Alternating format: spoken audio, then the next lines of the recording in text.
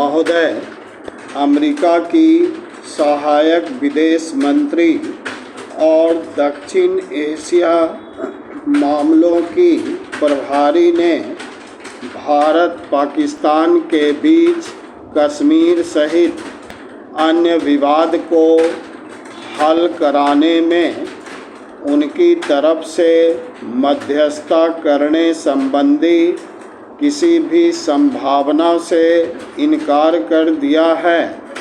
उन्होंने परमाणु अप्रसार के बारे में कल आयोजित सम्मेलन में स्पष्ट रूप से कह दिया था कि वह दोनों देश के अंदर चल रहे विवादों को हल कराने के संबंध में कोई भूमिका अदा नहीं करेगा। इस संबंध में सबसे पहले भारत और पाकिस्तान अपने आपसी मतभेद मिटाने के लिए पहल करे।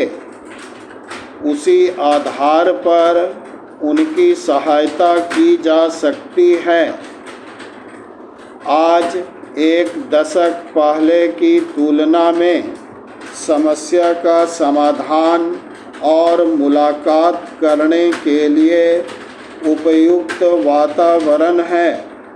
जहाँ तक मैं समझता हूँ कि शीत युद्ध समाप्ति के बाद से दक्षिण एशिया की परिस्थितियों में अब काफ़ी कुछ बदलाव आ गया है। उन्होंने इस बात की तारीफ करते हुए कहा कि भारत में शुरू किए गए आर्थिक उदारीकरण ने अहम भूमिका अदा करते हुए अच्छा प्रदर्शन किया है। भारत ने खुले तौर पर यह स्वीकार करके इस संबंध में स्पष्ट रूप से कह दिया है कि हमारे द्वारा किसी प्रकार के प्रक्षेपास्त्रों की तैनाती नहीं की गई है।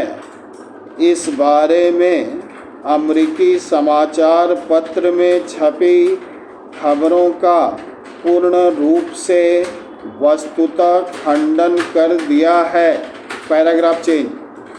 परमाणु अप्रसार संधि के बारे में कल आयोजित सम्मेलन में परमाणु प्रक्षेपास्त्र के क्षेत्र में संयम बरतने के मामले में भारत पाकिस्तान की सराहना करते हुए बताया गया कि भारत ने 1974 के बाद कोई परमाणु परीक्षण नहीं किया है।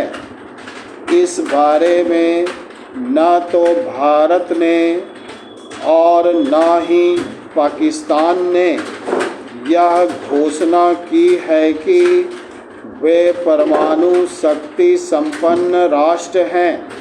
दोनों ही देश किसी दूसरे देश से अपनी परमाणु प्रौद्योगिकी का आदान प्रदान कर रहे हैं और उन्होंने अपने 300 प्रक्षेपास्त्र तैनात करने से भी इनकार किया है।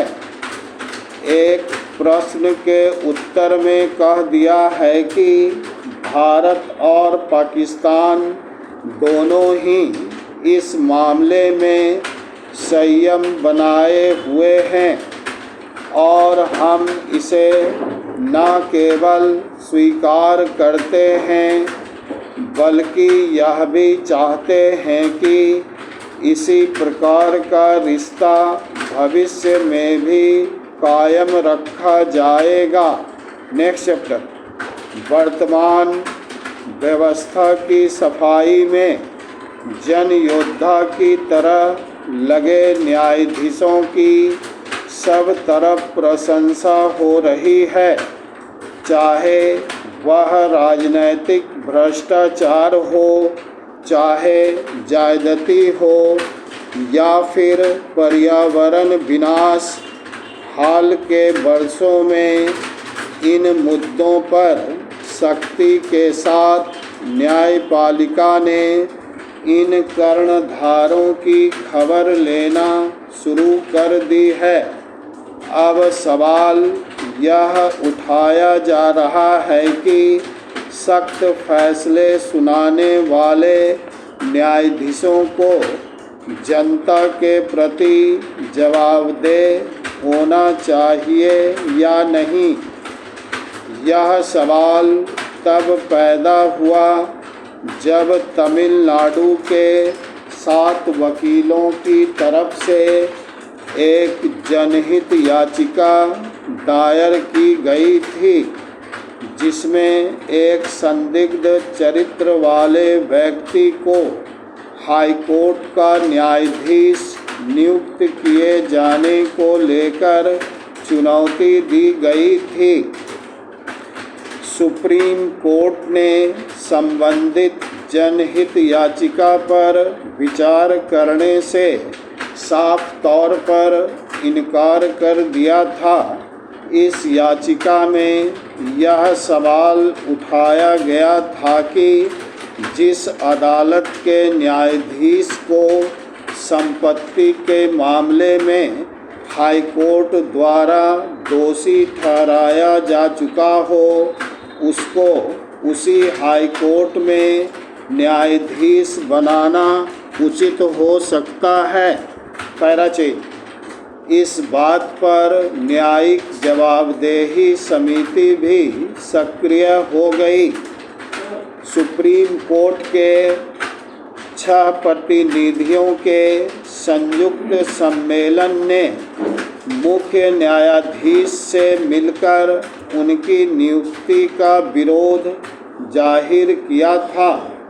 इस संबंध में प्रतिनिधि मंडल का कहना था कि उनको पदोन्नत करने की जगह उनके खिलाफ अनुशासनात्मक कार्रवाई होनी चाहिए, क्योंकि एक न्यायाधीश बनने के लिए सबसे ज़रूरी योग्यता ईमानदारी होती है।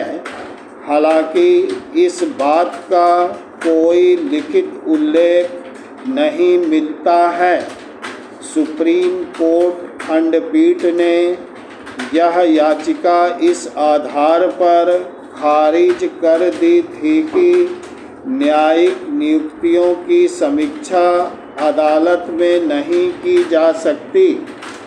याचिका खारिज करने वाली पीठ के अध्यक्ष, जो कि अगले साल देश के मुख्य न्यायाधीश का पद संभालने जा रहे हैं, भ्रष्टाचार के खिलाफ जारी अदालती जिहाद के सुखद दौर में इस फैसले पर कानूनी हलकों के लोग हैरानी कर रहे हैं।